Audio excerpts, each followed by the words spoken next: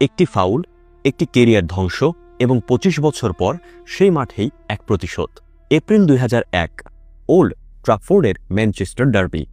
রয় কিনের একটি ভয়ঙ্কর ইচ্ছাকৃত ট্যাকেল, আর সেখানেই মাত্র ৩০ বছর বয়সে শেষ হয়ে যায় এক ফুটবলারের কেরিয়ার।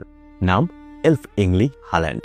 ঠিক ২৫ বছর পর সেই ফুটবলারেরই ছেলে বাবার সেই পুরনো শত্রু দেশে দাঁড়িয়ে খেলছেন ফুটবল বিশ্বকাপ, লিখছেন বিশ্বকাপের নতুন এক মহাকাব্য। হ্যাঁ, আজ বলবো ফুটবলের বর্তমান মনস্টার আর্লিং ব্রট হাল্যান্ডের সে অবিশ্বাস্য রূপকথা, যা শুরু হয়েছিল এক নির্মম প্রতিশোধের গল্প দিয়ে।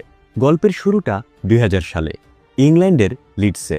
আলফ ইঙ্গে হাল্যান্ড এবং গ্রি মারিতা ব্রটের ঘরে জন্ম নেয় এক শিশু। বাবা ছিলেন প্রিমিয়ার লিগের ডিফেন্ডার আর মা হেপ্টাথলন চ্যাম্পিয়ন।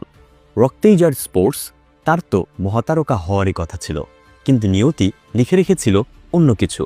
১৯৯৭ সালের এক ম্যাচে বাবা আলফ হাল্যান্ডের সাথে সংঘর্ষে রয় কিনের এসিএল ছিঁড়ে যায়।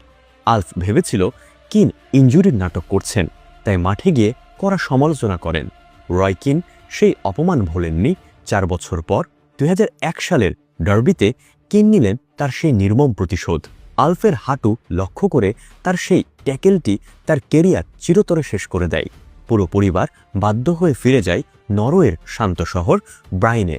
সেখানেই বড় হতে থাকেন মাত্র ৫ বছর বয়সে লং জাম্পে বিশ্ব রেকর্ড করা এক অদম্য বালক Erling Haaland.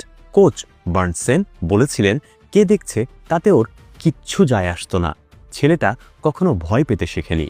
মোল্ডে, Red Bull Salzburg, Dortmund হয়ে ২০২২ সালে আর্লিং যখন ম্যানচেস্টার সিটিতে যোগ দিলেন, হ্যাঁ, ঠিক সেই ক্লাবে যেখানে একসময় তার বাবাও খেলেছিলেন। আর সিটিতে এসেই তিনি হয়ে উঠলেন এক গোল মেশিন।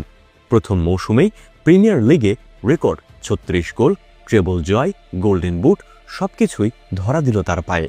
মাঠে তার এই অতি মানবীয় পারফরমেন্সের পেছনে রয়েছে এক অদ্ভুত লাইফস্টাইল।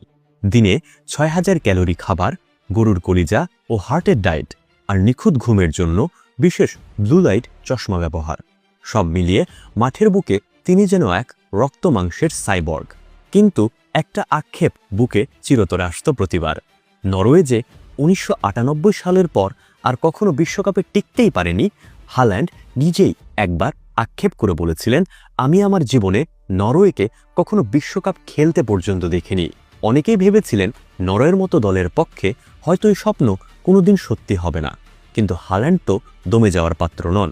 তারপর এলো ২০২৫ সালের সেই ঐতিহাসিক কোয়ালিফাইং ক্যাম্পেইন। ৮টি ম্যাচ,